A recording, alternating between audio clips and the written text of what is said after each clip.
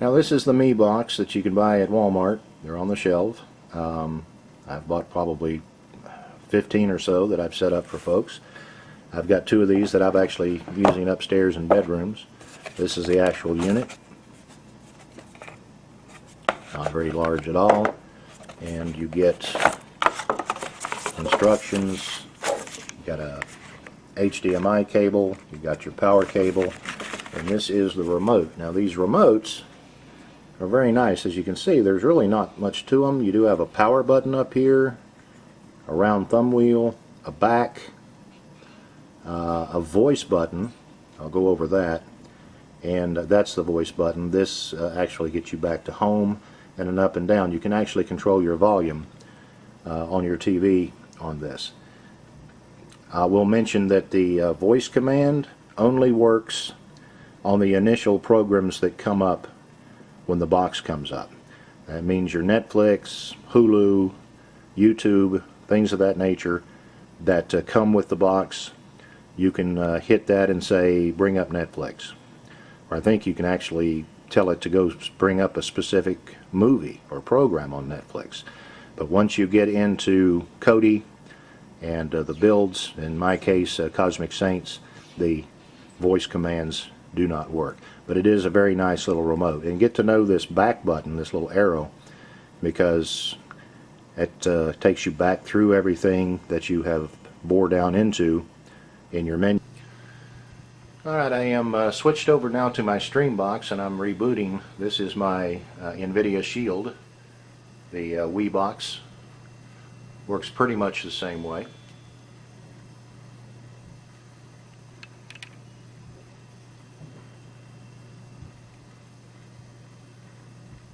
And it is going through the boot process to bring the Android operating system up. And the first thing that comes up is my IPVanish. This is my VPN, and this protects your privacy. I have it set to log in to the strongest signal inside the country. I usually don't go outside the country. Right now that is Washington, D.C.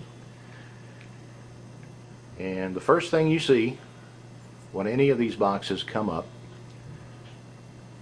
is pretty much the same thing you would see on a Roku box, and you have pretty much the same options. You have Sling, you have YouTube, you have Netflix, Hulu, anything that you can watch on a Roku box you can watch on these Android boxes. Now the first thing and the very most important thing is to go down here to the bottom and connect to your Wi-Fi.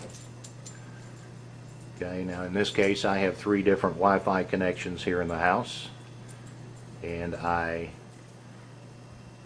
the first one is the 2.4, the second one is the 5, and then this is the one that comes straight out of my cable modem. So I actually have 3 different channels that I can choose from within the house, because I've got several TVs with this on, and that way no one is using the same bandwidth. But I usually connect to the second one, and as you go look, you can tell it is on Bob 2. There are a lot of different settings that you can go through, but right out of the bat these things work pretty much the way they come up. You don't need to really change any settings. Now the only things that I add to this, and we'll go over on this bottom row, well, a couple of things actually. You see the IPVanish, that's my VPN. We'll talk about Kodi. There's my ES File Explorer, which is very convenient for moving files around, copying files, and installing programs. Kodi, that's the ticket, and that's what we use to watch pretty much everything streaming. So I'll start it. It'll bring Kodi up. The big lion means Cosmic Saints is coming up. And now you have Spider-Man. This is everything that is available on my Kodi Cosmic Saints build. Movies, TV shows, sports, live TV, men's programs, women's programs, kids programs. You can listen to music. You can do maintenance on the system and cleanup. You can go to the weather, find out what's going on. You can go to the 24/7 tab, which is news, Looney Tunes, cartoons, there are just many things that you can go to and find here.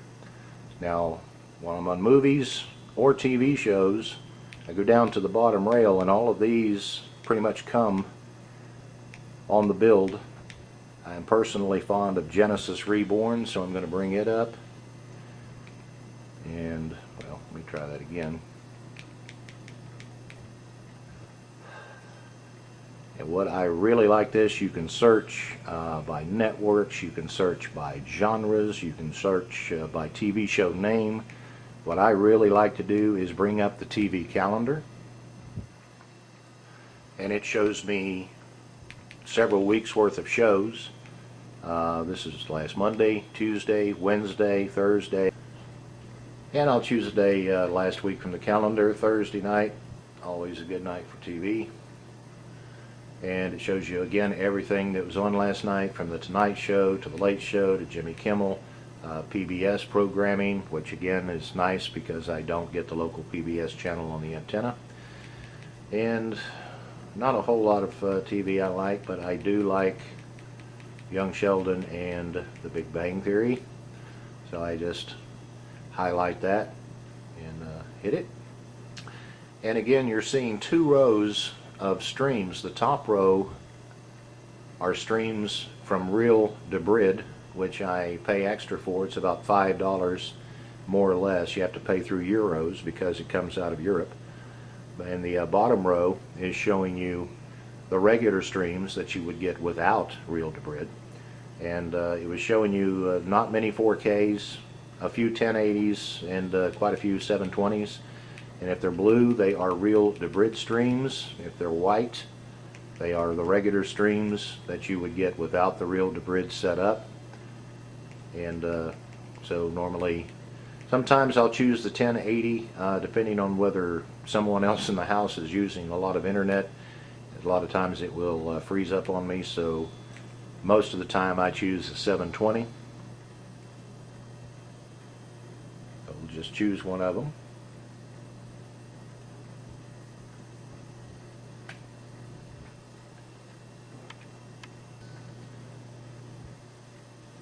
You can see the working icon down in the lower right hand corner where it goes and finds the stream and brings it up. And here comes the Big Bang Theory. I do have the volume turned down. It shows you in this case it's 720. It's in 5.1 surround sound, so that will work through my surround sound system. Amazon customer support? No, my mother. And it is a great high def, even in 720. The 1080 is a little better, but I find watching 720 on my particular TV works just fine. Now I'll take my remotes, and I can go down, I can rewind, I can fast forward, and in this case I'm going to stop that stream, hit the back button, we'll go back to movies. And again, I like the Genesis Reborn app for movies as well. You can go libraries, genres, years, people. I usually go by years. And you can see 2018 at the very top. And we'll go see what it finds. Now, just because it shows you the movie doesn't necessarily mean you can watch the movie. If it's a real new movie, chances are it's some guy with his cell phone sitting in a theater recording the movie, with heads bobbing up and down and popcorn flying and that sort of thing.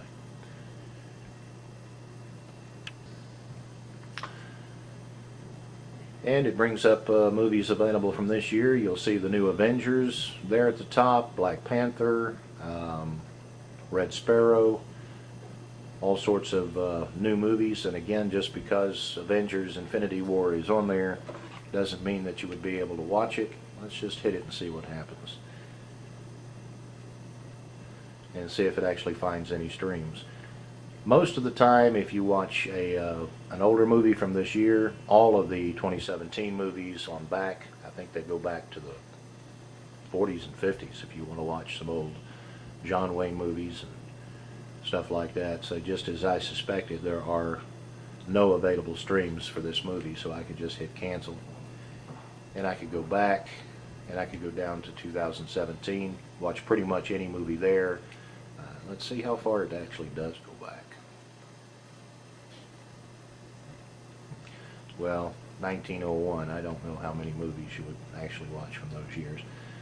But it's great for movies from the 70s and the 80s, 90s. So you could pretty much guarantee that you're going to find something to watch.